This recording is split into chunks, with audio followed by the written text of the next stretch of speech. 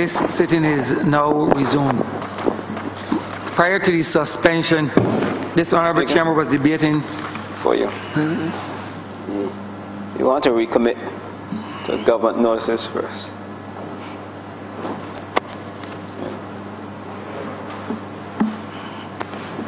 Government. Mr. Speaker, sir, I beg to give notice of the following bills. The National Insurance and Social Security Amendment and Validation Bill 2018 and the Local Loans Amendment Bill 2018. No, you don't need second. Not for notice, not for notice. Okay. Then leave to withdraw. To withdraw. Consequently, Mr. Speaker, I rise to have leave to withdraw the following bills at 6 and 7 of today's order paper.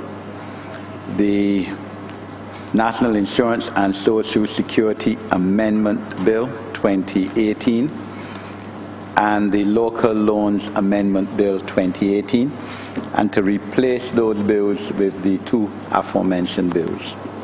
You can second that one, sir. You can second that, sir. Yeah, do the motion. Yeah, you put a motion. Yeah. The question is that these bills be withdrawn. The question is that these bills be withdrawn. The question is that the aforementioned bills be withdrawn. Those honourable members in favor, please say aye. Aye. Those against, please say no. The aforementioned bills are thereby withdrawn. Mr. Speaker, recommittal of first readings of bills. Minister Strong.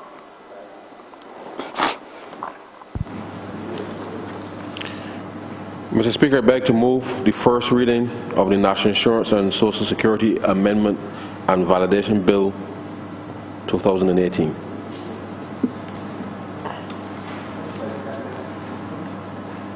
Question is that the said bill be read for a first time. Those honourable members in favor, please say aye. Aye. Those against, please say no. We think the ayes have it. Mr. Speaker, I beg to move the first reading of the Local Loans Amendment Bill 2018. Question is that the aforementioned bill be read the first time. Those honourable members in favor, please say aye. Aye. Those against, please say no. We think the ayes have it. Revert to government business. Honourable Chairman, now reverse to government business. Do you all remember for St. Michael West?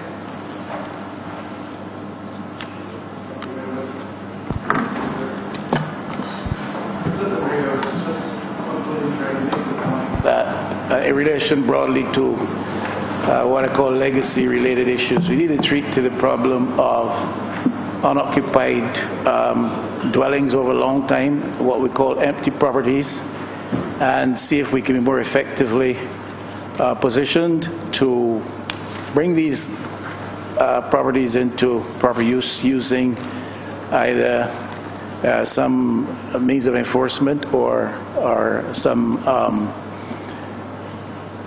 negotiation process that would allow us to come to a settlement with established owners as to how properties may be in effect brought back into use. I was also saying that I think need to develop to a greater extent the consensus around the issue of high buildings, high-rise buildings, the height to which we want to go, what types of buildings, where in terms of the location, the use to which these buildings are put, etc., etc.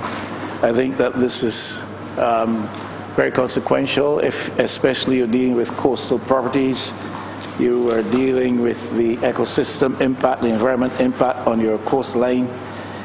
When you talk about high buildings, you're talking about emergency access to those who might need them in the event of such. And then there's something called the psychology of small spaces and how that impacts upon people. Barbados is a small space society, it's an island situation. High-rise buildings in inappropriate places or blocking access of view to the coastline and beyond could become quite a problem.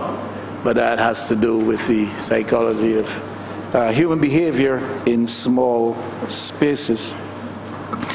The green paper, Mr. Speaker, speaks at page 43 to the matter of environmental impact assessments, and the Honourable member who made the presentation, St. Michael South Central, alluded to this as well in some detail. I just want to focus on that. I think it's extremely important. Recent history made this very much a matter of controversy here in Barbados and impacted upon investment prospects, etc., and occasioned some much political debate. On page 43 of the document, if I may quote just a bit, it has become the practice of the town country planning to require EIAs to be submitted by applicants in some instances.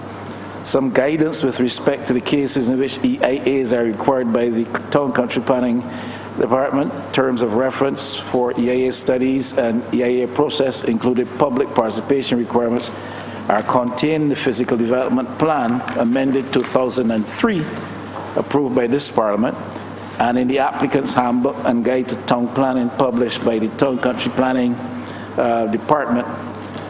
It is out of print, not available, according to this parenthesis here. However, the document goes on to say, these publications are both policy documents, and to date, a firm legal framework for the EIA process is lacking. In this respect, as documented in a recent study of the legislative framework for EIA in the Caribbean carried out by the Caribbean Law Institute under the Impact Justice Project, Barbados is lagging behind other Commonwealth Caribbean countries with respect to this matter. So I just want to support the position intimated in the document that this is an area that would have to be covered by any proper legislative planning going forward on the matter. I'm not going to quote any further on that because it basically furthers the point already made.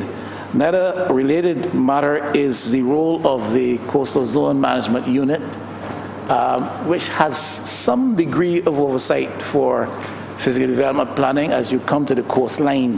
Naturally, my understanding of the policy document here, the green paper here, is that there may be some lack of complementarity or clarity of roles with respect to the function of the Coastal Zone Management Unit and the Department of Town Country Planning, because some aspects of approval do fall under the purview, or at least must be brought to the consultative eye of the Coastal Zone Management Unit in terms of arriving at decisions on planning approval. So we therefore need to iron out the bureaucratic and legislative disharmony apparently existing to some extent. Very quickly, Mr. Speaker, if I might suggest further, I don't know how much attention is paid to matters like capacity studies with reference to the carrying capacity of Barbados. We want all the tourists in the world to come. We wish they would and bring all their wherewithal and spend all that they have here before they leave. But in matters of planning, the whole issue of carrying capacity of a small island state is very pertinent, and I think we need to be better assured that more studies are formally done with respect to the carrying capacity of Barbados. On page, section 11 of this UN document on emerging issues for small island developing states, this point is broached, Mr. Speaker. Most small island developing states are characterized, of course, by limited land resources, which are under increasing demands and intense pressure from multiple and competing uses, as well as from climate change and extreme events. An emerging concern is that these cumulative pressures may lead to the land carrying capacity being exceeded. That's the point. Land, as you know, is closely linked to fresh water, and there may be tipping points where the degradation of both resources rapidly accelerates, threatening islands' habitability. To avoid this, small island developing states need to judicially use their available land resources and ensure proper physical planning and land use management based on estimates of human carrying capacity and embrace more sustainable consumption and production patterns. So development cannot really be unchecked. We would love to benefit to the fullest extent possible from those who invest their time of presence and their resources here when they come, but we've got to be very careful that we do not exceed our capacity so to carry and then imperil the rest of the experience for both for them and for us. Issues of energy, of course, issues of water, and all types of things come into the mix.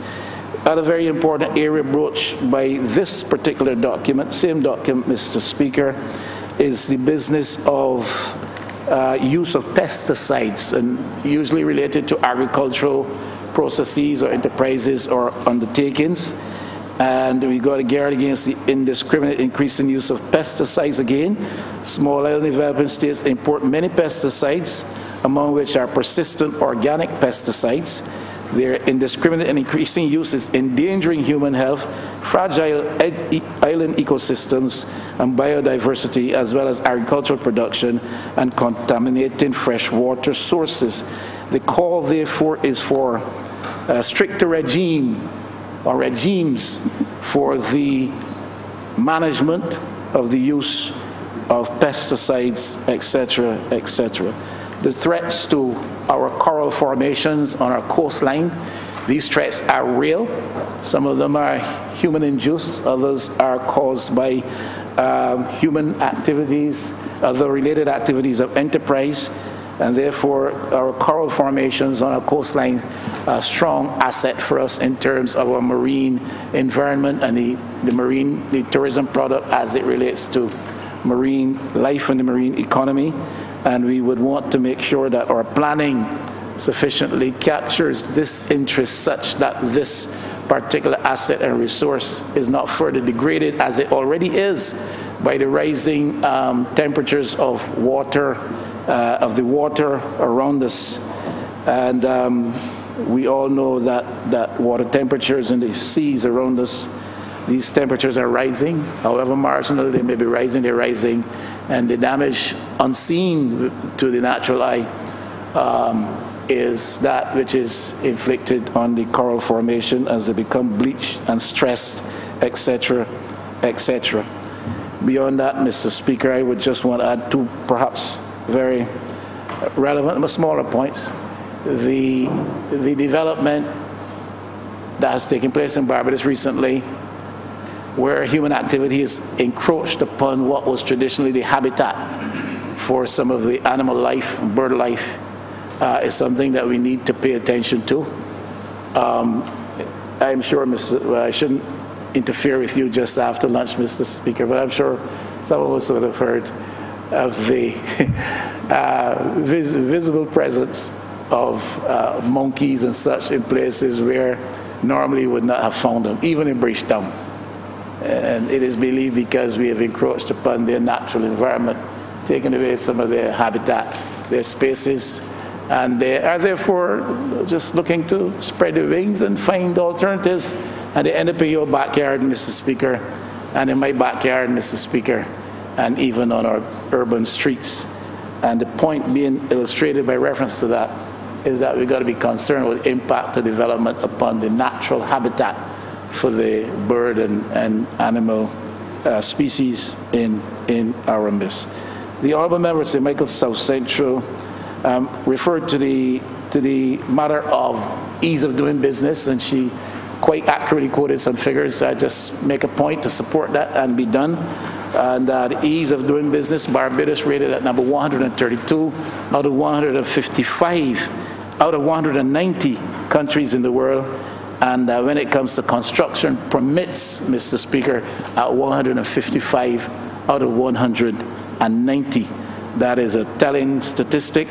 It means that we're not making life very easy for ourselves in terms of making life easy for others who want to spend their money perhaps and develop some investment structures within the context of which they earn and we earn.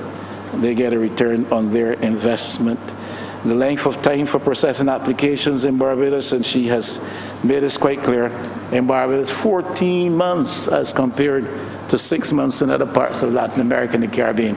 And it seems a repeated story, Mr. Speaker, that everywhere Barbados is falling behind the rest of the Caribbean. And that is a story we want not told for much longer. And I urge serious reflection on these matters. That's my submission, Mr. Speaker, and I thank you for your indulgence. The Honourable Member for St. Peter. Thank you very much, Mr. Speaker. I rise this afternoon to make a relatively brief contribution to the resolution that is before this Honourable House. I note that the Honourable Leader of the Opposition reflected and was speaking about senior members and senior ministers, and while I didn't want to retread that ground, I hope it was not because he believed that he should have been one of them.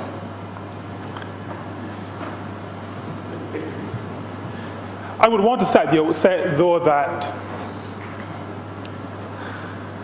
Point of order, Honourable Member. What's the point of order, Honourable Member? He misleads this House. Please explain the point of order, Honourable Member. He misleads this House. On what basis, sir? By encouraging the honourable members to think that the Honourable Leader of the Opposition could be so small of mind as to be motivated in making such a statement. I don't see the point of order. That consideration. I assure him, however, Mr. Honourable Member, that is not any point of order. That is no point of order, Honourable Member. Thank you, Mr. Speaker. Thank you, Mr. Speaker. I would want, though, Mr. Speaker, to assure, even as the Honourable Leader of the Opposition exits the chamber, I would want, though, to say to not just the chamber, but I think it's important to say to the country that this green paper on planning law reform, and that is the reason why I sound as though I take exception to the statement I heard earlier, and I sound that way because I do. This green paper on planning law reform is one that has had and generated discussion within the parliamentary party of this Barbados Labour Party government. This is not a document that we are coming here to talk about for the first time. We have been discussing this. We've come to talk about it for the first time in the chamber, but we've discussed it, we've distilled it. As a matter of fact, in our manifesto at page 52, we, including the Leader of the Opposition, the Honourable Leader of the Opposition, we at page 52 indicated to Barbados in a document that the Barbados Labour Party has traditionally understood to be its contract with the people. And we said at page 52 that we'll convene within a month a special group to look at town planning reform. And I'm happy, Mr. Speaker, that after just 4.5 months, we are able to commence the debate. The result of the work done by what the manifesto calls a special purpose mission team. And we have now before this honourable chamber and before the public of Barbados a document well-written, well-prepared, and one that is available now, because I heard the Leader of the Opposition talk about a policy document. Well, he has been here for long enough to know that a green paper is not the policy document. I just come. I know the white paper is the policy document, which will follow this. This is the document for discussion, and it is available to the public. We are starting the discussion in this honourable chamber, but the Barbados Labour Party, as it keeps its commitment to the people that elected it, has brought to this honourable chamber this document, this green paper on planning law reform. And in that vein, I would want to encourage members of the public to avail themselves of the document, look through it, and make their comments. Because this Barbados Labour Party is a party that believes in engaging with the people, speaking with people, listening to people, and responding to the concerns of people. The existing act we would have heard this morning is an old piece of legislation. 1965 is my understanding, tinkered with along the way.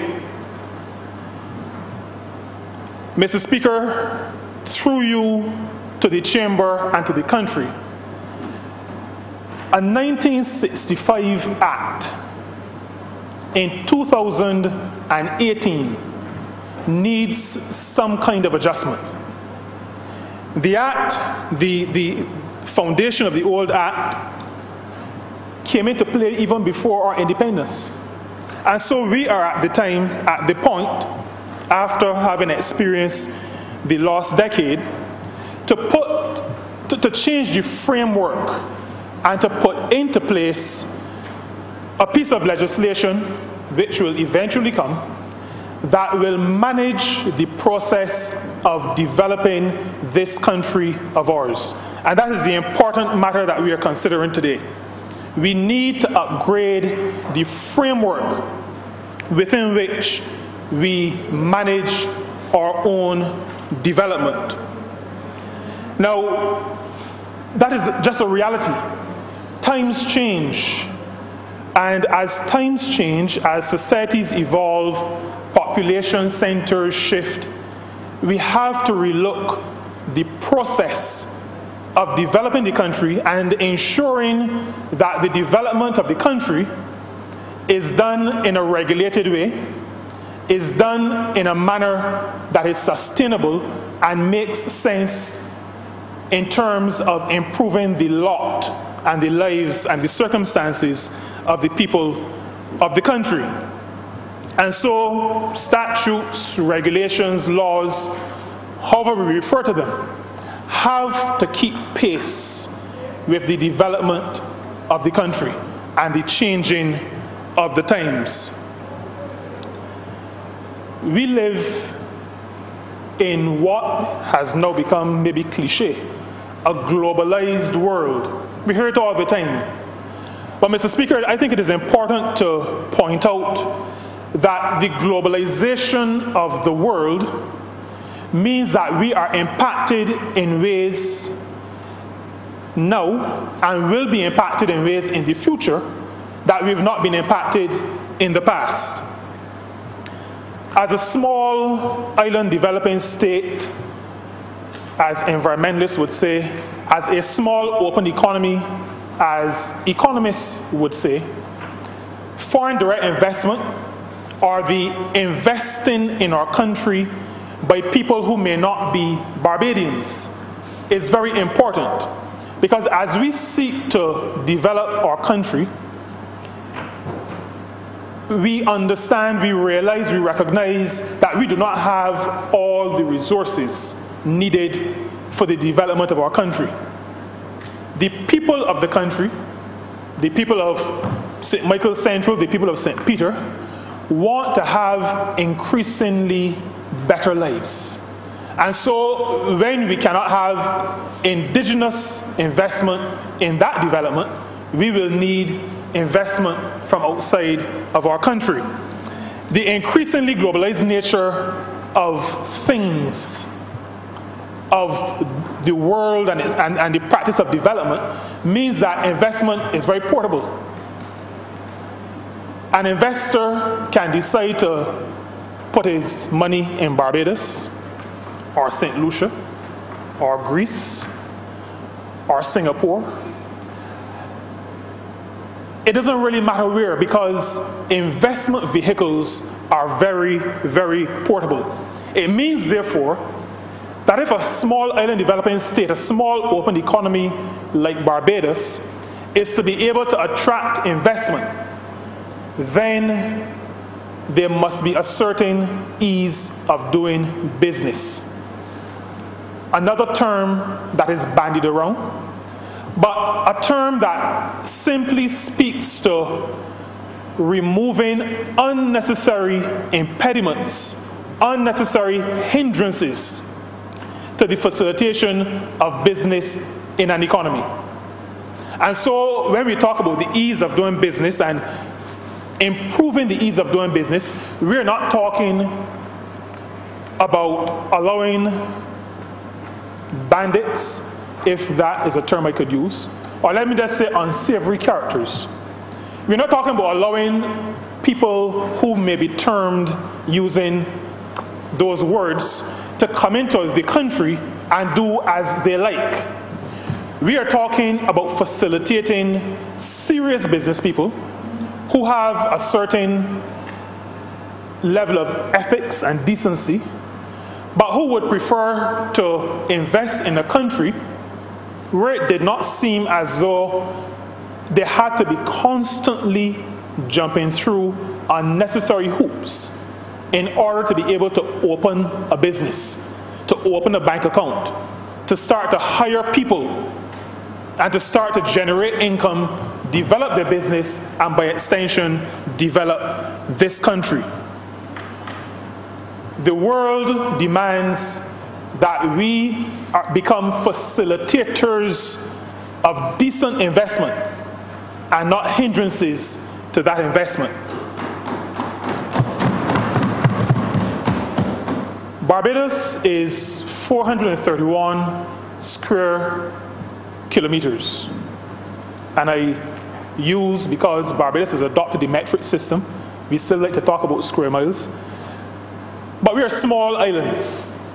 And in a small island, as we build it out, as we develop it, we have to make decisions as to what kind of Barbados we want for ourselves, but also what kind of Barbados we want for succeeding generations.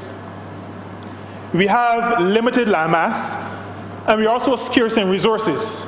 And so even as the Honourable member, leader of the opposition member for St. Michael West, who is still my friend, he spoke to the idea of vertical space. And I agree with him. One of the issues we have to deal with is how we use our space. And so whether it is space terrestrial, lateral on land, whether it is vertical space, or whether it is the space in the ocean that surrounds us, we have to make decisions as to the use of the space that the country possesses. And so we need to have the appropriate legislative framework that will allow us to properly build out, properly use the space that we have around us. High-rise buildings, do we need them? If we do, how high? All those are questions that need to be asked. Offshore islands, do we need them? If so, where? What is going to be the framework?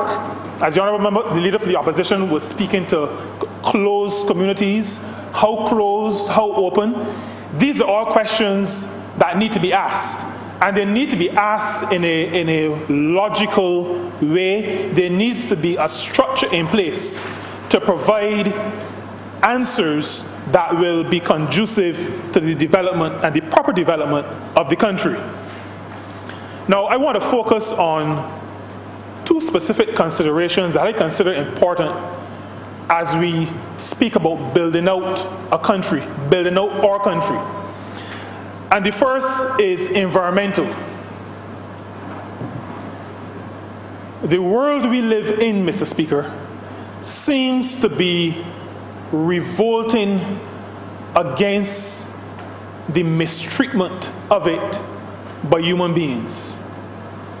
The Honourable Leader of the Opposition would be familiar with the term, the earth is groaning. And I think we see evidence of it. And the earth is groaning because we have impacted our earth in a way that makes our very existence unsustainable. And those kinds of developments take place because the development is done outside of a framework that speaks to sustainability. And so we find ourselves as a world playing catch up. Barbados has taken this step that we will push the process of determining how to develop this country in a sustainable way. We and our Prime Minister, the Honourable Leader of this party, member for St. Michael Northeast, was very, very eloquent at the UN recently. We are fighting now not just for shorelines, we are fighting for life. And so as a country, we intend to move away from the playing catch-up, and we intend to put a framework in place that will allow us to sustainably develop our country for ourselves, our children, and those who we invite to visit our shores, and through that, to contribute in some small or large way to the sustainable development of this entire globe. That is our contribution to the development of our country and our world. The other area, beside environmental, that I would want to speak to just briefly is the matter of heritage.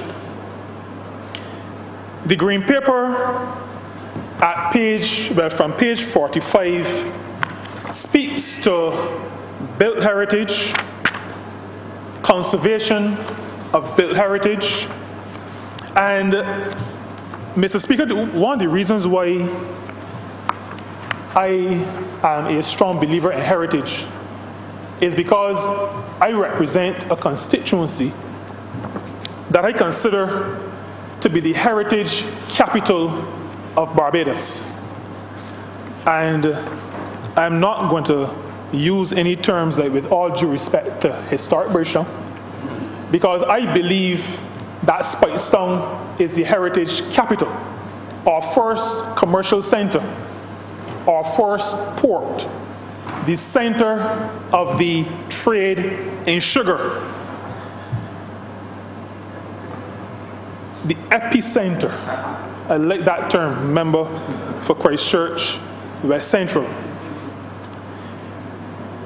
But having that status, as where really all started for Barbados, there's a lot of heritage assets, heritage buildings in Spikestown that need to be protected. And the Green Paper on planning reform speaks to how we deal with demolition of buildings, alteration of buildings, and it speaks quite specifically to the fact that while we have a physical development plan, there is not the legislative framework in place to give good effect to the provisions of the physical development plan. And so if we do not have that legislative framework in place, the physical development plan document becomes almost a waste of the hundreds of pages of paper that it is often printed on. And so we have to create that framework that allows for heritage assets like Spikestown to be properly protected as part of the patrimony of this country. We have to protect our assets, our heritage assets, And we have to do it using all the tools that are available to us. And in that regard, I would want, maybe parenthetically, to say publicly that some years ago, the cannon, well, I should back up to say that Speightstown was the most fortified place in Barbados in the 1600s. And some years ago, our cannon were taken away from Speightstown. We were told that they were taken for safekeeping. I am serving notice that we will be coming back for them as we build out Speightstown, following our manifesto pledge of creating in Speightstown the hub for heritage, the arts, and cuisine. We will be coming back for our cannon. There are a number of issues that need to be addressed even as we craft new legislation. As I said, this green paper is for discussion. A white paper will follow, which will be policy, and that white paper will be crafted only after the people of this country and the institutions have been engaged in discussions on this white paper. But as we craft the white paper, the policy, and then any subsequent legislation, there are, as I referred to before, issues that need to be dealt with. We spoke about height of buildings. There are things like setbacks for the high water mark. And in Speightstown, as we speak, I have a whole set of documents here with me. I'm not going to make them a document of documents of the House because I'm not going to quote from them. But there are issues where there is no more beach, where government has created a boardwalk, whereby the delineation of the boundaries of the boardwalk, government has indicated what is now public area. But there are still business places that are being told that there needs to be this setback. And we wonder, as the course moves, if at some point the setback becomes the middle of the street, in Orange Street. And I'm saying, Mr. Speaker, that as we develop the policy and develop the legislation coming out of the policy, that these are some of the issues that will need to be addressed. The matter of the limited staff in the town planning area in the Prime Minister's office, that is a matter that needs to be addressed. And it is, I'm not happy that some of that complication is based on a High Court ruling coming out of a case originating in St. Peter. That I'm not proud of, and it was a decision, a former town planner, it spoke to matter of change of use of land at 6 Mains. I also want, again, parenthetically, to say that the issue of land in 6 Mains is one, and I've said in this chamber, I think maybe twice before, it is a matter that has to be resolved. And I'm saying it again in the context of the consideration of this green paper, because there are issues like those that affect people's lives. Whenever I'm in 6 Mains, whenever I'm in St. Peter, whenever I think about 6 Mains, I wonder how it would be to go to sleep at night not being sure of your tenure, having lived on the land for 40 or 50 years, knowing that your parents and grandparents also lived on the land, but not having title to the land, not through any issue that you created, but because in 1976 or 1975 you were told to stop paying rent, and now you have difficulty in being able to repair, renovate your home because there is no tenure. We have people in 6 Mains, Mr. Speaker, who are unable to get water connections from the Barbados Water Authority because they cannot establish the ownership of the land. And I'm saying to this chamber, and I'm saying to the Honourable Member for Christchurch East, that in a 2018 Barbados, we're going to have to sort it out, because nobody should be living in Barbados in a place where they've lived for generations and not be able to have running water. But as I said, that was parenthetic. I wanted to make that point because we're talking about land use, and that will involve land ownership, how we deal with developing, how we deal with change of use. Matters like those will have full ventilation, will have the framework within which to be resolved once we move from the green paper to the white paper to settled law. We've had challenges with town planning and the town planning process for many years. Many years ago, I used to be president of the Barbados Hotel and Tourism Association, and we had actually had to set up meetings, monthly meetings, or bi-monthly meetings, I think, with the town planning department, because it had become a serious frustration. How do we get from application to approval in less than 4 or 5 years? How do we understand quickly what the issues are? What does the developer need to bring back in terms of information? How can we get to permission stage without having to wait 4 years and 5 years? And in some cases, there are people who would have had financing lined up. But because the process was taking so long, those financial backers will recognize that money has a cost, and if I'm not able to earn it investing here, then I have to make a decision to say, well, forget about that and invest over here. And so as a country that is pinning its hopes, its future on growth, even as we face the sad reality of having to displace and to send home some of our valued public servants.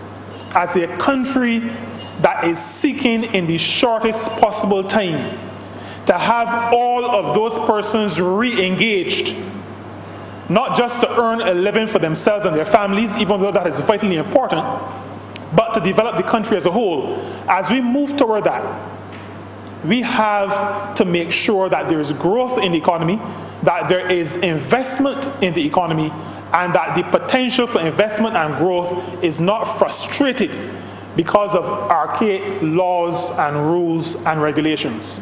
And so, Mr. Speaker, this discussion, this debate today is vitally important, not just for the country as a whole, but it is vitally important for every person who may be losing their jobs. We have to make sure that those persons can be re-employed in the shortest possible time. That means there must be investment, and we must create the forum and the structure where that investment can take place, decent investment in the shortest possible time. Honourable has 2 more minutes. Wow. I want to speak quickly to the matter of, it was raised before, I think, by the Honourable Member for St. Michael South Central, the whole matter of planning obligations. And I want to just mention, since I can't develop the point, 2 that relate to St. Peter. And this is the model that this government will be using. When Sandals completes the resort at Beaches, there will be, and we will be holding them to this, parking for the public and also washrooms and bathroom facilities for the public. Now, there was car parking before, but planning obligations or planning gains means that as investors develop their businesses, there is some benefit for the surrounding communities. This green paper speaks to that, and I highly commend it to this honourable chamber. There's also planned development at Fort Denmark. That also will include, as with the Haywood site, full access to the complete beach. It will include parking for the public, and it will include bathroom facilities for the public. And this is where we need to go, because in Barbados now we have some public accesses to beach, but those public accesses assume that the only people going to the beach are the people who live close by, and that they're going to be walking 3 and 4 feet wide. This green paper speaks to planning gains, planning obligations, and we, as we develop our country, will be ensuring that those who invest in the country with the aim of earning on their investment are also investing in the surrounding communities. Honourable member, you need to wind up. I will wind up. And so, Mr. Speaker, this green paper speaks to good governance. It speaks to consultation. It speaks to engaging our citizens and stakeholders through that consultative process. And it speaks to those things because it is the Barbados Labour Party way. That is how we govern. That is how we manage the country. The green paper that will allow for that broad input by the citizenry and by other stakeholders is part of our DNA. It is how we govern. And so I will close by saying we have gone past the shady decisions. For investment to come, roles need to be clear. There need to be set timelines. There needs to be certainty.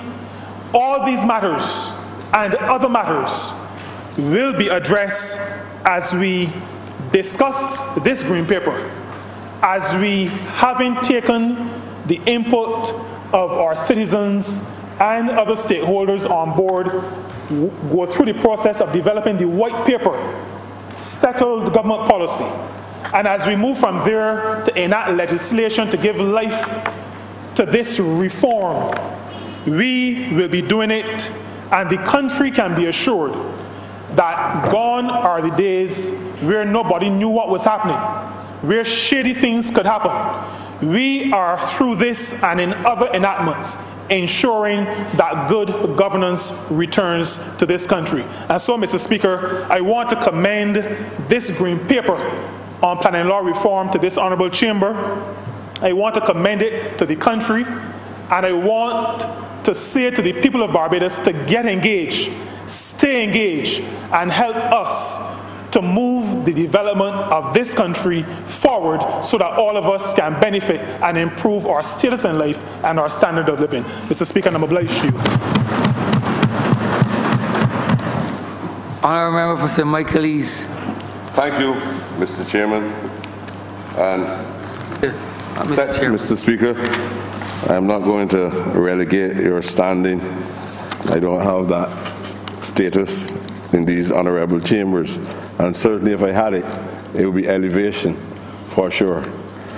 Sir, I've heard a lot of discussion about reform. The paper speaks about reform. I've heard some misrepresentation about what represents development. There's no fixed, universal description of what development is. Economists bandied these views around and believe that they have the autonomy to determine what development is. Sociologists also has a wider view of what constitutes development. There's also what I describe as the pollution of the mind through education, that keep human beings in a fixed position, that development is about the adoption, although they don't say that, about the constructs of the metropolitan world, and try to recreate a micro image of what the metropolitan world indicates that development is. And in these papers of what is called scientific study, there's a very limited revelation or expression of the development of the very indigenous people in which the country that talk so much and brag so much about development, there's nothing mirrored in the definition or in the context of the document that speaks in any meaningful way about development. The only thing you see is heritage. It is so unfortunate. And we are all victims of believing that this is the only model that exists for development. So everybody speaks about the property class. Everybody speaks about high-rise buildings. Everybody speaks about the neo-plantocrats and the neo-barons in the system of merchants. Everybody wants to protect a house at Lears as heritage. They want to preserve the building at Buckley. They want all the houses, the houses in the Bell. They want Applewick's Plantation House. Nobody makes any serious mention of the majority class in the society. But this is supposed to be not a humble radical transformation, physical transformation in the society. This is not to perpetuate the memories of the faces that we witness within focus in this House Assembly. This is to perpetuate the memories of people who suppress and oppress them, that every time we look at these images, we remember the horrors of the most barbaric period in our history. Development is about the metrics, the ecology of a people. I will never be satisfied with any plan that exclude even the charter houses, the importance of the preserves of the heritage from the class. You know, they don't like me to talk about race here. I got to find a new word for the ethnic type of which I belong. Everybody will accept that. Somebody will run around and go to the newspaper and get some little political minion to reproduce an article, and while I am trying to be representative of St. Michael's East, is just representing the type of people that I grew up with, the home that I came up in, and the interests of these people. Some little minion on the radio, sometimes on the television station or in the newspaper, will be babbling nonsensical views about my assessment of what they might call an important document. I am not critical, because people are victims of a mindset, and sometimes they're not even conscious that they're doing things that will wipe them from the history of civilization. They just do these things subconsciously.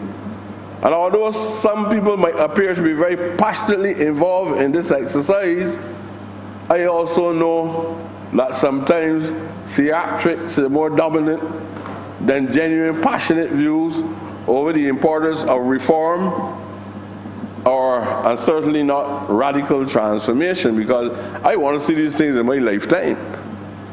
I am not seeing any signs of these things occurring. Sir, I was at this house, I can't remember how long, many moons. And finally, when I came in this house, I was debating the plight of the people in the belt. I heard the leader of the opposition made mention of it, but I want to give him the assurance. I have my political loyalty, but I would not allow my political loyalty to abandon my loyalty to the people from which I sprung one, or the people who sent me to Parliament on the 4th occasion in my life. I'm going to fight this one. I'm going to fight this one, and it must happen. It must happen, even if it happened on the eve of my departure from planet Earth. It has to happen. I have heard all different types of people who are into showmanship, who come into these corridors and talk. They want to impress upon people they're philosophical, they're orators, and that they're smooth, but they show no interest in human beings. A lot of them leaving here, or rather left here, in the abundance of the accumulation of riches. Prior to coming to Parliament, they never showed any political interest, never discussed any public issue in their lives, not at home or abroad. Post-rejection from these chambers, they never utter a word, even to give you a concept that can contribute to development. What all them did is end up with a lot of concrete erections, not only at home, but abroad. Abroad. They walk around dressed in the best robes because of their elevation. Never had to pay the price for the injurious conduct that society witnessed during their time. And because they were able to hide their acts and make it difficult because of the laws or the administrators of the laws not unearthing the criminality that occur in administration during their time, they walk free and flaunt themselves around without any care. And small people in this country still remain landless, some without food, some without work, and some still caught up in the mystery of partisan politics, namely saying, I am a DLP. And the leadership and the membership of the parties, some don't even know these people, never see them yet, can't remember the names. Everybody abandoned their role as a pressure group to ensure that matters of this kind are shaped in order to ensure that it embraced the general interest of the broad masses of this country, the lumpen proletariat in this society itself. All that you keep hearing all the time is that these people don't like work. I hear, I still hear the people don't like work. They don't produce. I hear it. And then they create economic models that the first source of sacrifice is demand at the lowest level of the society, the lowest economic level of the society. They cannot create a level of political development or economic development when they run into difficulties in life unless they sacrifice their own. I am not telling you that I'm any magician,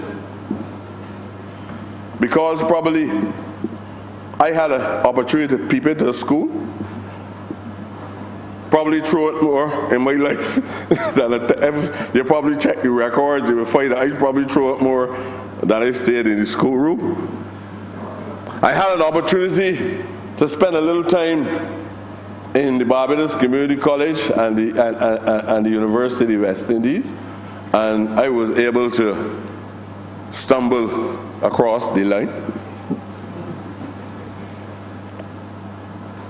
I believe that we need, at this juncture, which is so much of a transformation, at this time of our lives, not, sorry, I don't even know if they got a word called, I don't know if I could combine these two words, economic masturbation.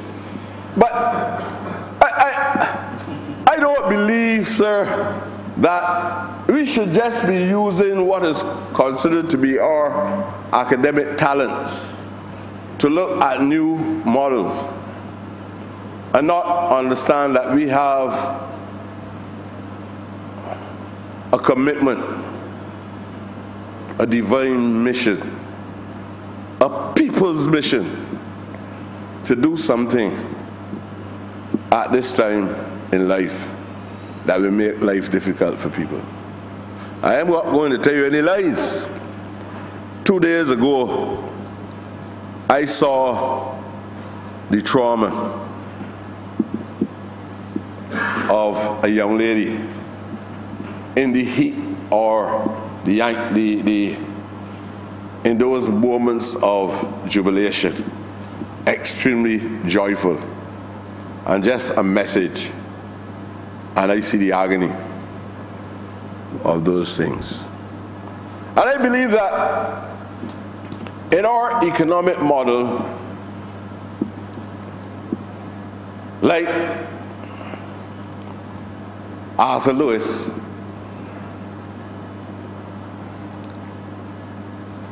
we have to find an alternative. We have to find an alternative of development. Because I know a lot of people talk about making some little amendments to the legislation and all that kind of things. That is all right, that sounds good. But the legislation must reflect the metrics of the hour. It has to reflect that. So I'm not talking about any legislation that somebody will go up to Canada and the United States of America and somewhere in Australia and say this is Commonwealth precedent, and we're going to take Commonwealth precedent and adjust it and apply it to Caribbean or the peculiarities of a Barbadian situation. Because the vast majority of our people are landless people. And people who others speak about in the most comfortable way without increasing or decreasing the heartbeat as squatters. I I was looking at the immigration law, imbeciles, all kind of terms.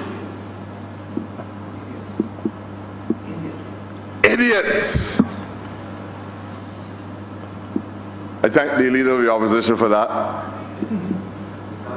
But, sir, it is very difficult for us to speak with any purity of thought when we start off with a major precedent that we are dealing with inferior beings.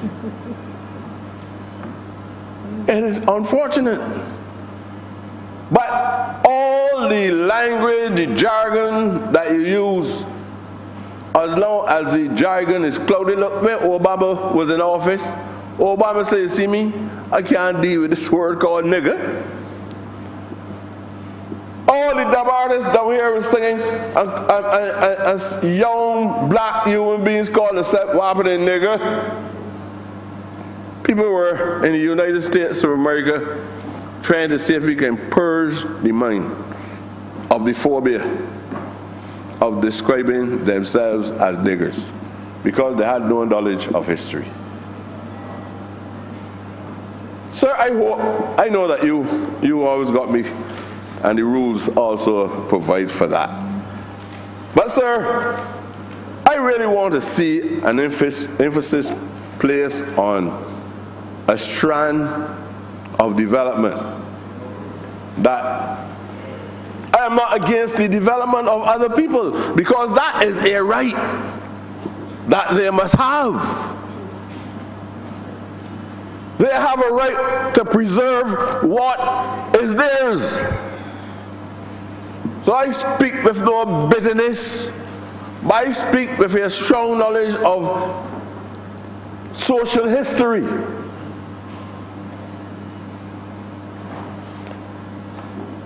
If I did not, I would not be of the opinion that at least one small unit should exist in this country for the Amerindians.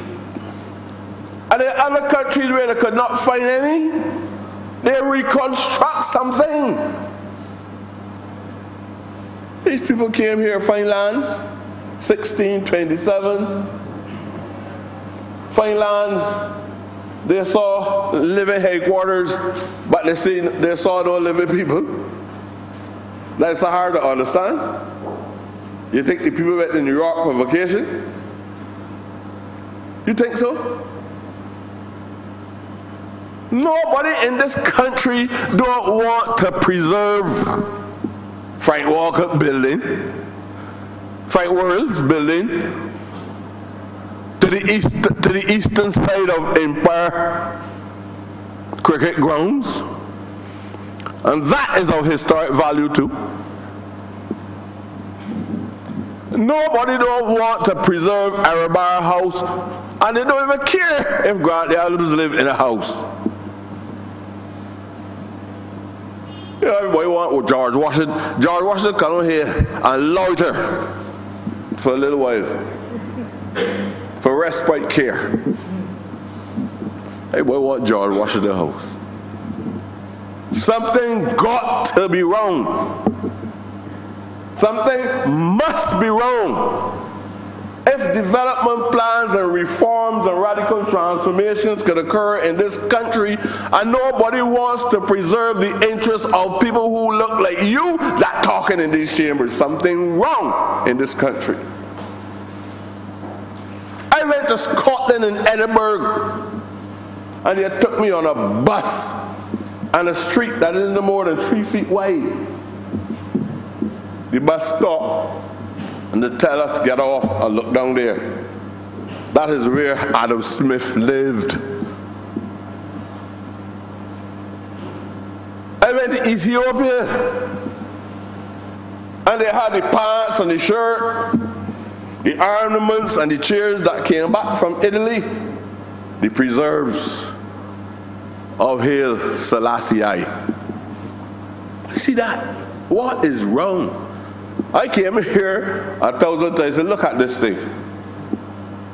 Nobody that struggled for us, you spend $1 million to replace them things. Because Queen Victoria must be in the halls of this august chambers. If it breaks out tonight, it will get replaced by next week. Somebody will fly it on. And it will cost $2 million. So I want to see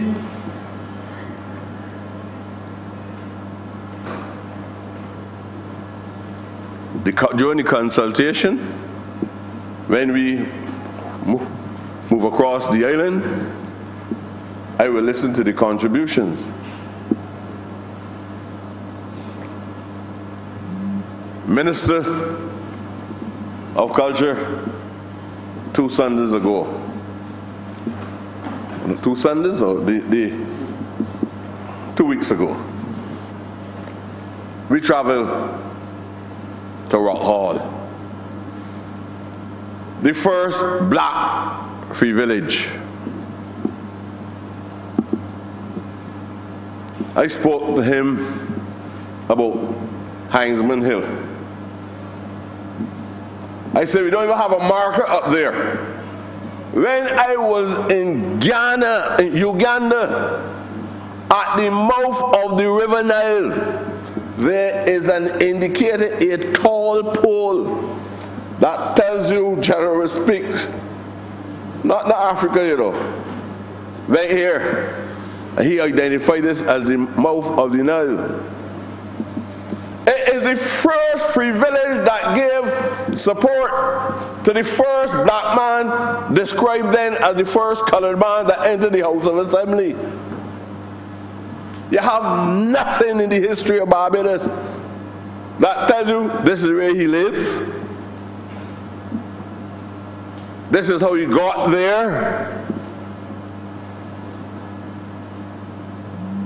Not so for Jefferson and Washington and all them boys up in the U.S. But so for us. When we're talking about development, you have to apply yourself to these things. We left Rock Hall. And where it took you? We went up to Newton Burying Ground. Some people might feel that we practicing obedience, sir. But we went up to Newton Burying Ground. It is the biggest site in the Caribbean that the fossils of slaves, I don't even know if you could call that interred, because I don't even believe that any type of ceremony occurred. A barbaric attitude would have applied in that time, and it would just dump the bodies down there. They had the coffin and the caskets and those kind of things. All I want to tell you is that you don't have the caskets, buddy. You had nothing like that. When I got up there, I am hearing that the museum is responsible for this place.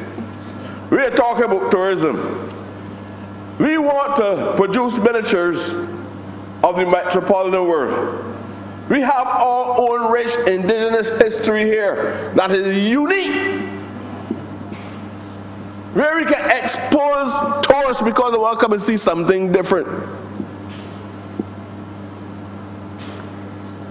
And because of the game players and the gatekeepers in this society, they're making sure that that aspect of development of culture remains secondary to the kind of culture they want to perpetuate.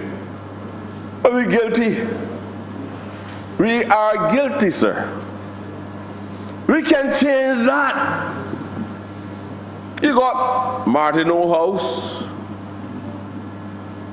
round Reed Street. Even this party is guilty, because that is where great minds met at the right time in the 1930s. Some of you don't even know where Marcus Garvey was. And you talk about Marcus Garvey, you chant things about Marcus Garvey, and you talk a lot of empty, superficial rhetoric about development in this country.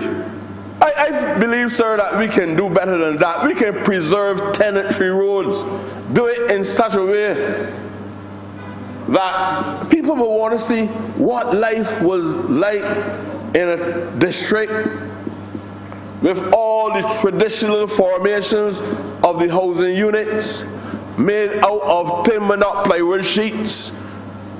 We're at a stage now in so-called modern Barbados where a large percentage of our young people in this society has to buy cardboard. and now redefine what constitutes a house. And they only know that there's no house when there's a heavy rainfall, and they can see the water soaking through from the exterior into the interior, and then somebody come out on a stretcher with pneumonia. And we turn our backs on that. We had a landless, we had a program at the UDC on the Tenantry Freehold Purchasing Act, where families that never know what title deeds look like, families could get land for $2.50 a square foot. But up in the plantation lands, they used to get it for 10 cents a square foot. People only want opportunity, you know.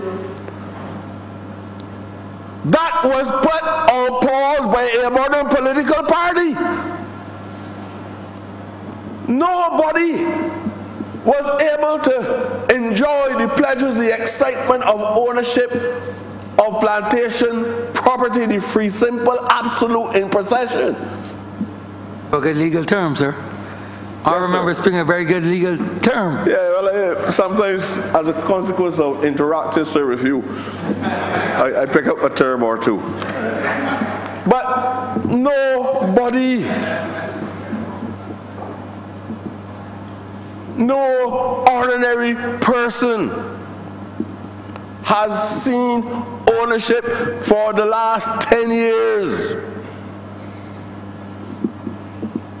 As a result of the Tenantry Freehold Purchasing Act, the most genuine, practical, not theoretical, but practical transformation of the lives of our people in this country. Nobody. The people in the rural communities who live on the plantations and died at 42 years and 43 years, and some say at 20, that look as old as Nebuchadnezzar early, because of the pain and the burden of trying to preserve the wealth, or being coerced into preserving the wealth of people who don't look like them. Those people were even denied the right to purchase the plantation lands at $10 per square foot. And when the land, 10 cents a square foot, sorry sir. And when those lands, the rejected lands, called RAB lands, were of no great value, we had the mechanism to do what we would like to do with them. But now you look and see who built for the RAB lands of Barbados. Look and see who built for the RAB lands. Look and see who dominated the coastal lands in this country. You want to talk about reform? You want somebody guiding the documentation that misguiding you all the time? Huh? Tell me who live on the coastal lands. Tell me if a man that poverty stricken, that can't pay a light bill and a water bill, and he got a limited number of the equivalent to 4,000 square feet that could just hold on a little child house. Tell me if somebody tell him I get off $1 million. This man that ain't eat chicken for about 4 weeks. You think the man can refuse that? So the coastal lands gone. The coastal land, you had the plantation lands, and now you're taking up the coastal lands, and then you have a policy that is all embracing to this unfortunate situation where people now have in this country the art for window to the sea. If you want to go get a bath, you got to ask for a window to the sea. Boy, we're not joking in Barbados, boy. Huh? You can, Mr. Speaker, am I making sense? I don't want you to ask, because you're an attorney at law, and you have to live through the circumstances.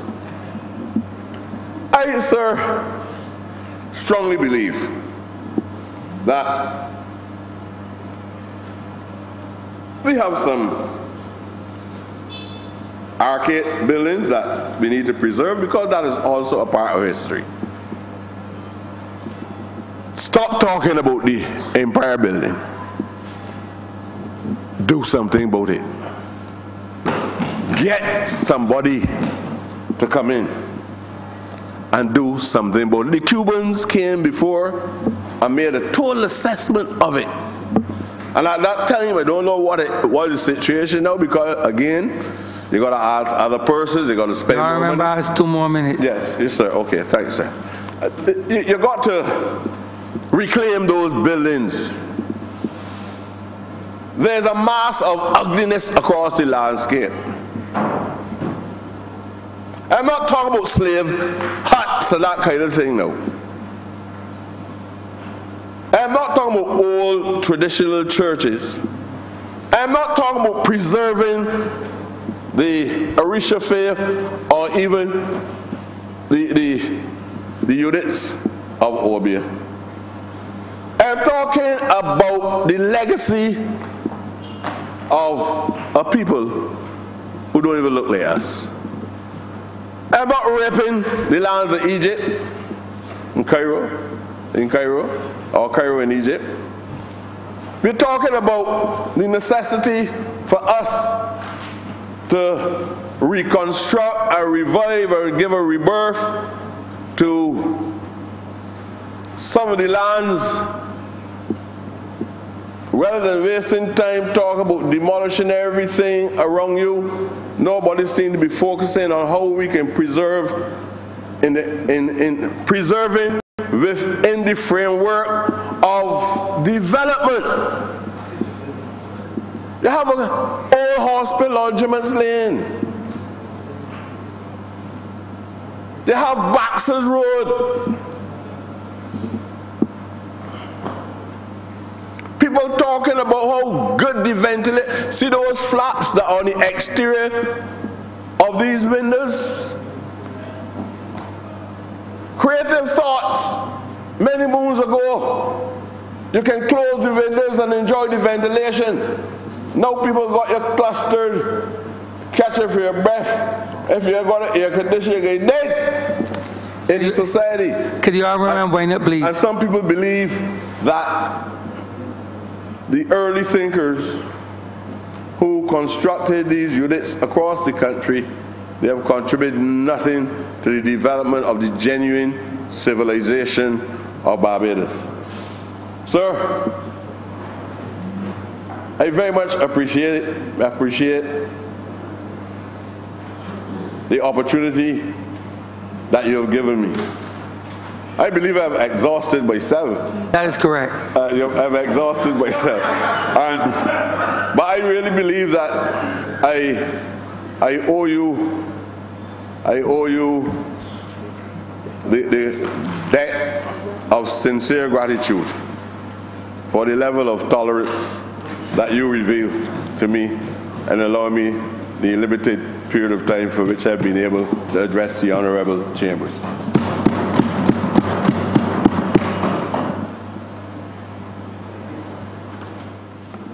Honourable Member for St. James South. Thank you, Mr. Speaker. I rise to share in this debate pertaining to the planning law reform because I think it is so absolutely critical to the well-being and the advancement of Barbados and building out a new economy. And so it gives me great pleasure to join my colleagues who've shared before me, who've spoken about the plans that we have for reforming how our town planning department works. And I'm really grateful for the opportunity to be a part of an experience that is seeking to build a new Barbados, a Barbados that works for everyone. When the average citizen listens to the term town planning, they often think it has nothing to do with them unless they want to go and build a house. But if one looks at a definition of town planning, you can see that town planning affects every single human being, whether they engage it directly or not. A definition that's given for town planning has been the art of shaping and guiding the physical growth and development through creating buildings and environments to meet various needs: social, economic, cultural, recreational, so that we can provide healthy conditions in which our citizens will live, work, and play. And so what it seeks to do is to create a well-balanced social and economic development plan for the country. It seeks to improve the quality of life of citizens. It seeks to be responsible for the administration of our limited resources, for our environmental protection, and most importantly, for the rational use of our land. And this is important to citizens because, as I said, whether you engage the town planning department or not, every time they make a decision, it has an impact on your life. If they make a decision and allow for the construction of a plant that is just above where you live, and it has pollutants, air pollutants or water pollutants, it's going to affect you. If you allow someone to build in a way that affects the flow of water and flooding then comes into your environment, this too affects you.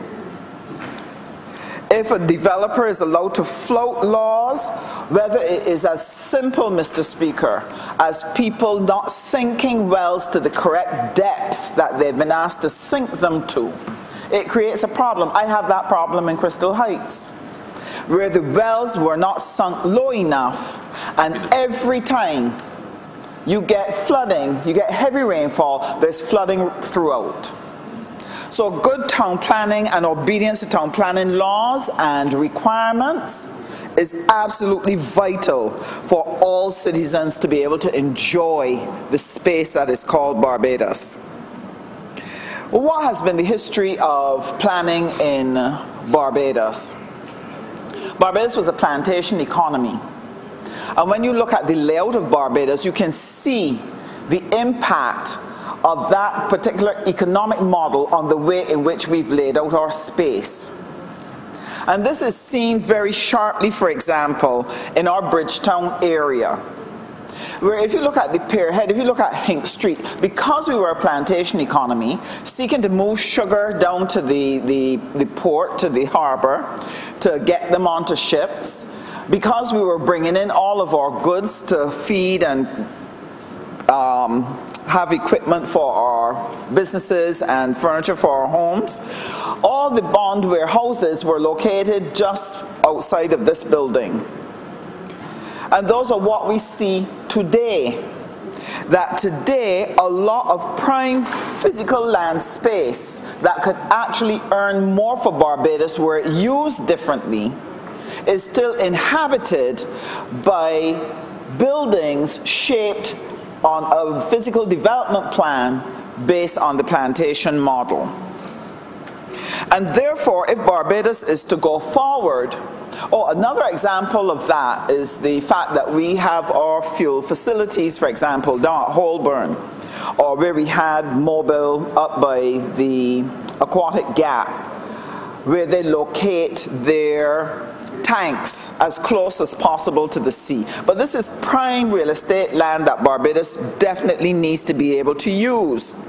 So now that Barbados is shifting to a services economy, it is absolutely vital that we use our land resources differently. And in order for us to do that, we must have a town planning department that is fit for purpose. We must have a town planning department that operates efficiently. We must have a town planning department that is able to give life to the program, the vision, the strategy that we have laid out for our own economic development. It means that Barbados must reimagine the space and how we are going to use it to create economic opportunities for this generation and the one that is to come.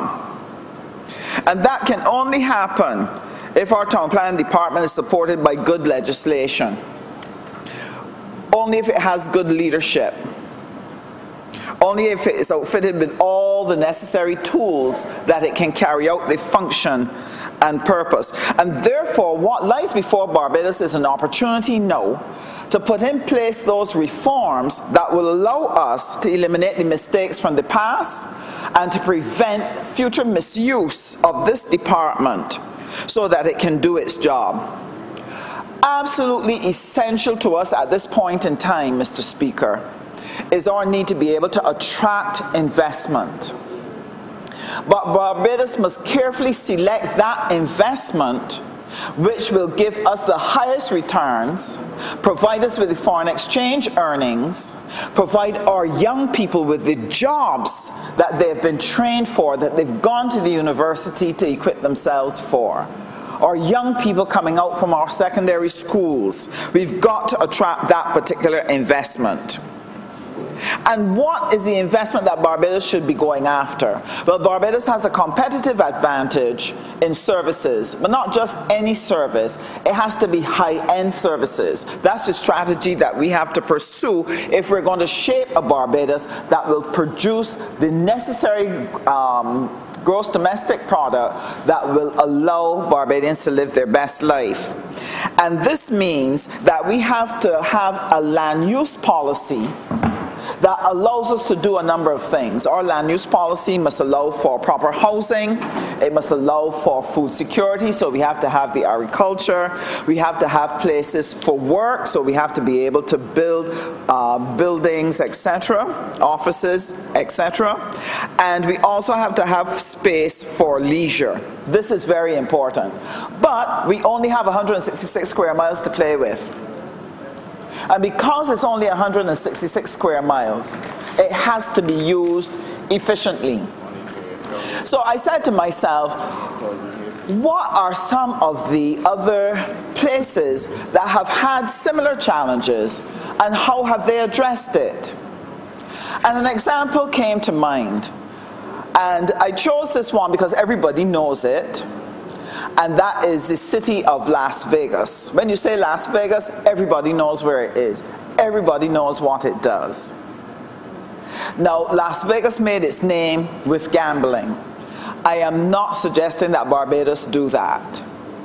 But rather, there are some similarities. Las Vegas is about 4 times the size of Barbados. It's 600 square miles. It has a population of 648,000 people. But they have been able to pursue a high-end services strategy that has worked through proper town planning, a vision, making the investment, and all the citizens working together on that plan to make it work. And so the end result is that in Las Vegas, their gross domestic product is $93 billion. And their per capita income is $44,810 US. And how did they do it? Yes, it's true, they started with gambling, but they soon realized they had to broaden their services. They went to entertainment, they went to conventions. Las Vegas is now known for convention centers and convention experiences. Shopping has also been a prime mover for the Las Vegas economy. And so what they did was they broadened into high-end services. But what helped to make it work was the spirit of the people. And that is what is going to make the difference for Barbados. It was the leadership that the Las Vegas team had, the urban planning that they pursued, and the spirit of the people to be able to work that plan.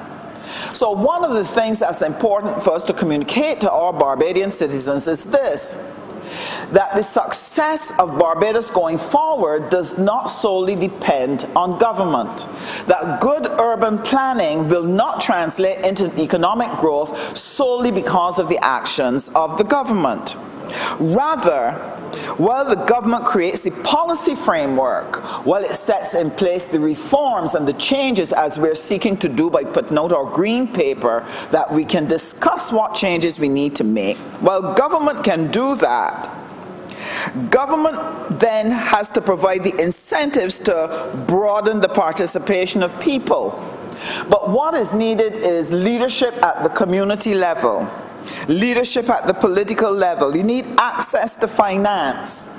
Because if we are going to make our economic policy work, then we have to make sure that citizens are not left behind. And that is why it's important for them to engage in this town planning process as we are discussing it here in the Parliament.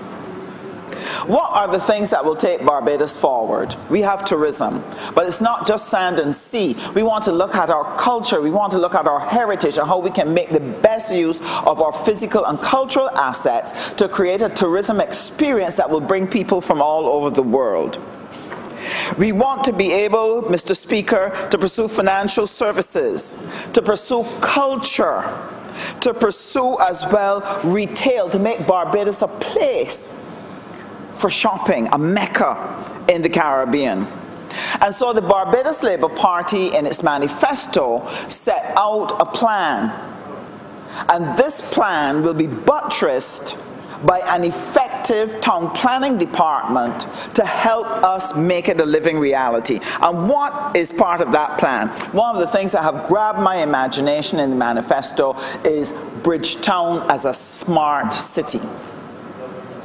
That our intention is to take our capital city and turn it into a space that offers high-tech services, where you can get free Wi-Fi, where the city will be humming, because we want to be able to provide in the city accommodation, to be able to attract the young yuppies, the young professionals, to be living in the city again. We want to be able to have vending in the city. We don't want to eliminate it. We want vending to be a part of the landscape. And we want to attract the investment and the businesses that will bring life again to Bridgetown. And by having people living in this space, by having people shopping in this space, working in this space, we want Bridgetown to be busy day and night. And we want to make it beautiful. But for that to happen, Mr. Speaker, all of us have to work together to make it happen. And what does that require? Town planning will look at our spaces and see where are the areas we want to cordon off for specific types of activity that will give life to this plan. And therefore the urban planning is important. But we also need to have a clean environment. So it means that we have to get our citizens to understand that littering must stop, that sanitation services must work well. We also have to have convenience in this space, transport. You must be able to get around the city with ease, move from one place to the other, so that you can enjoy the wide range of services that are available. And this will allow our entrepreneurs to locate themselves any part of the city and be able to get business coming. But we've got to plan, do the urban planning of Bridgetown and convert it from the plantation economy model and now convert it into a services model city. And this will present many opportunities for St. James South, Mr. Speaker. I have a lot of wonderful talent in St. James South. When it comes to entertainment, I have people who are at the top of their game, but they need the commercial opportunities in which to be able to showcase this talent. We have wonderful chefs, but I want them to do more than work at a hotel. I want some of them to be able to own their own restaurants. A well-planned, revived, renewed, refreshed Bridgetown would provide the opportunity for the young people in St. James South to be a part of what is up and happening in our country. Good urban planning is where it will start. This is why, Mr. Speaker, what we are discussing this evening requires that everybody be involved to make sure that what we finally present in the white paper as policy and what we bring as legislation will give us the opportunity to achieve the result which we've said we want to do.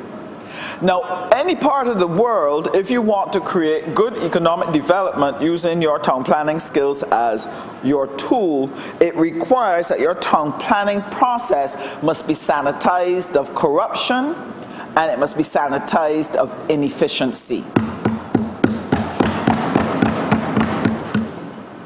And our vision for our renewed space means that we have to put in place those things that will ensure that our town planning process is completely sanitized of that corruption and inefficiency. We need to have transparent decisions. And earlier this morning, you heard the Honourable Member for St. Michael's South Central speak about the need for a regulatory board that would review and look over and be part of the decision-making process so that the decisions are not made in the dark, so that decisions are not made based on subjectivity, but rather that they will have input on the best minds as to whether or not this particular investment, whether this particular action will meet the Barbados plan to make Barbados work again for everyone. The other thing that I loved about what I saw in the document was the fact that we needed to have timelines. And for discussion is the notion that a simple plan should take no more than 8 weeks. A complex plan, 13 weeks, and a plan that requires an environmental impact assessment, 16 weeks. I cannot tell you how welcome that is to me, Mr. Speaker, because I myself have gone through the experience of seeking to help a family take a piece of land and turn it into a development so that the 14 members of this family, young and old, could benefit from the property which was left to them by their grandfather. And Mr. Speaker, it took 2 years. 2 years to get planning approval. Calling, checking, asking, prodding. It was the most frustrating experience, Mr. Speaker, one could have. And therefore I could relate to what was shared here in the chamber, that there is no investor who's going to sit down and wait 442 days for no approval of any planning permission. They are gone. That's right. They've found another country. They've found another location. And every time that happens, Barbadians lose. Every time that happens, jobs that should have been created for our young people are not there. Investment that would come in and buy goods and services and give a stimulant to the existing Barbadian businesses here. None of that is achieved. Our foreign exchange does not grow. Our economy does not grow. Every time we take too long to process a document, as simple as that may sound. And that is why it is absolutely essential that we have this reform of our town planning process. And therefore, I salute it heartily, heartily, Mr. Speaker. Then there's the enforcement. The enforcement also must not be subjective. There must be certainty. You cannot have one law for the Medes and a different one for the Persians. You can't have two Barbadoses. You cannot come in Haynesville and knock down a whole set of illegal structures, but then when a big up puts a structure down on Spring Garden or puts a structure up on the highway, that is not removed, and that the past administration could rush in at the last minute before an election to give planning permission so that it cannot be moved. It's wrong. Must not happen. There cannot be two Barbadoses, Mr. Speaker.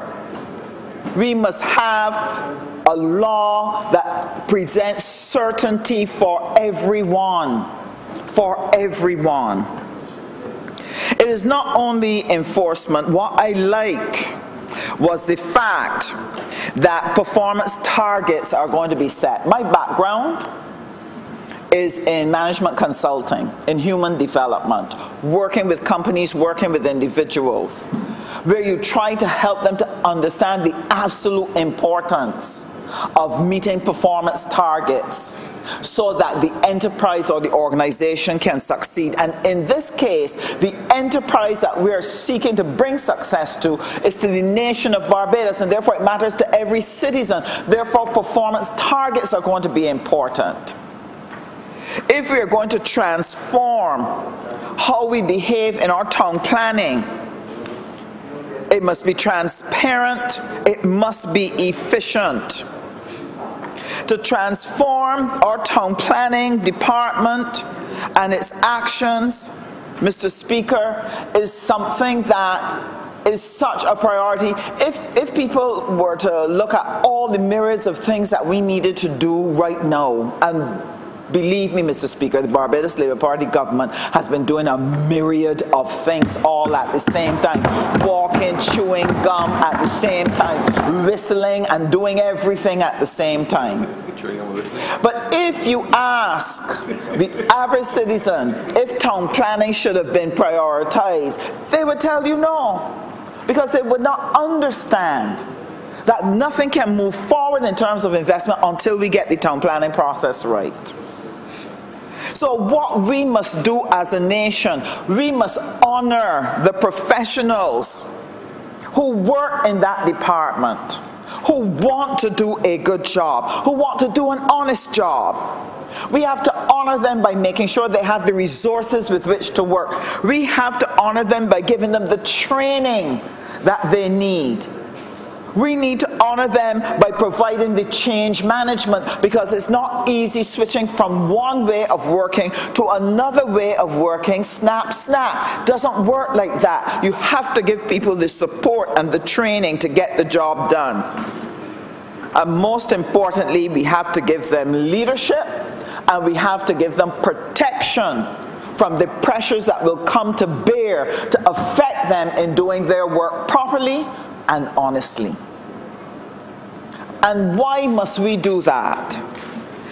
Mr. Speaker, we owe it to the 1,500 workers that are going to be released at the end of the month.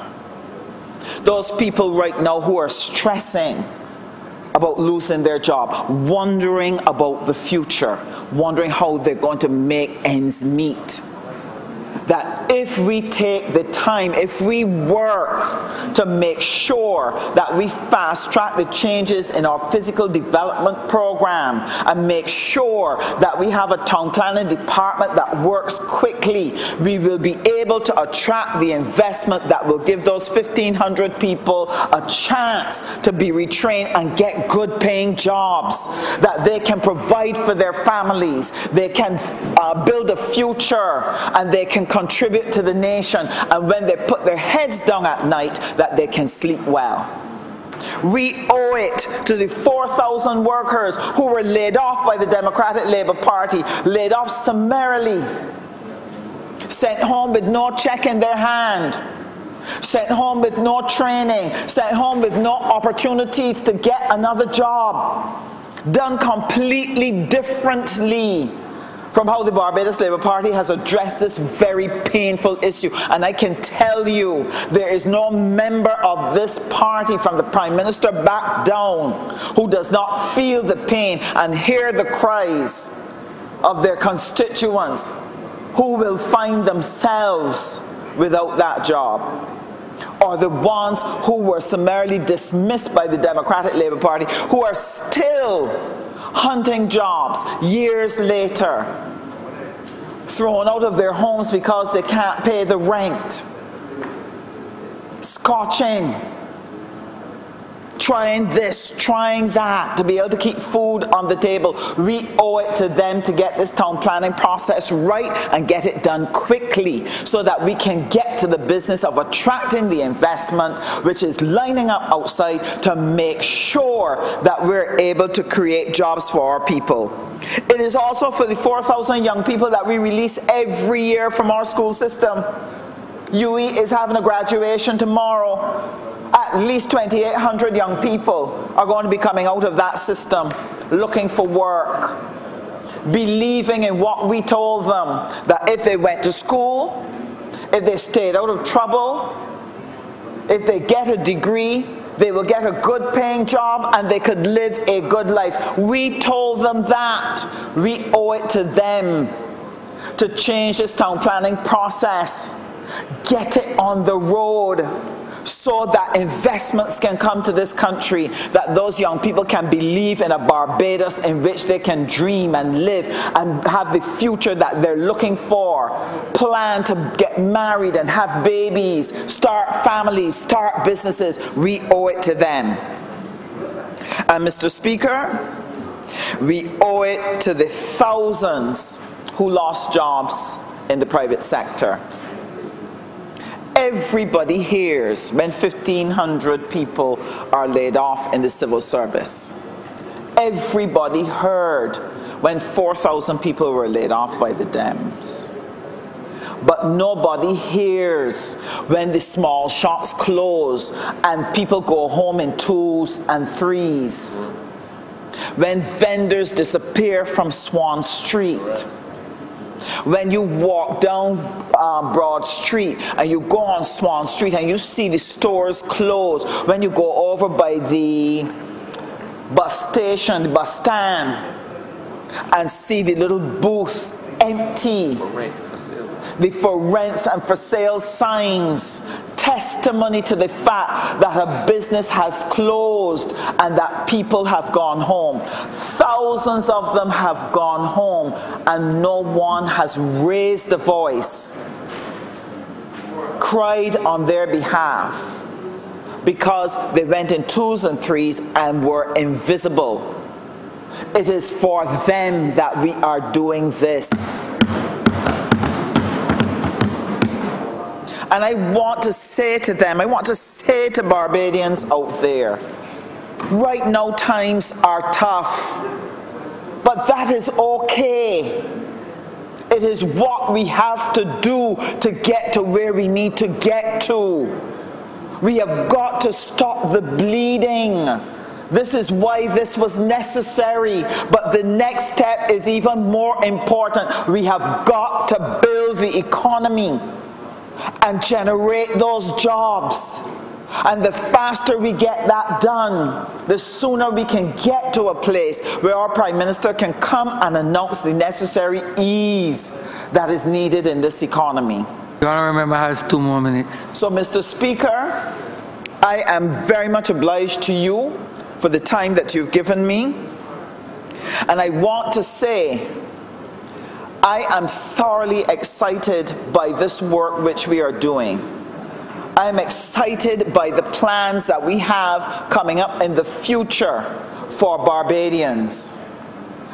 If we do what we are supposed to do and do it diligently, if every civil servant puts his or her hand to the plow and work even harder, if every private sector person gets up on a morning and gets to work with the spirit and attitude that they must push that business forward more, earn an extra dollar, if every citizen gets up on mornings and decides what they are going to do in their community to keep it clean, to take care of their families, to help with those who are in need, if we can get everyone working together on this plan, Mr. Speaker, we will be able to bequeath to the generations of Barbadians which are to come a Barbados that works, a Barbados that is prosperous, a Barbados that is inclusive, and a Barbados that has a future and a destiny for every single one of its citizens. And I am proud to have the opportunity to work to help make that a reality and to be a part of the new Barbados that we are building in this year of 2018, so that we can lift our heads again in this region as a proud, prosperous country with a future. I'm obliged to you, Mr. Speaker.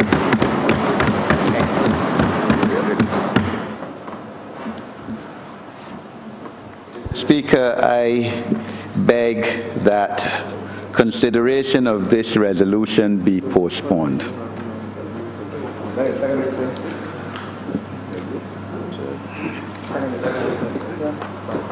Question is that consideration of this resolution be postponed. All those honourable members in favor, please say aye. Those against, please say no. We think the ayes have it. This resolution is so postponed. Mr. Speaker, that brings us to the end of government business for today.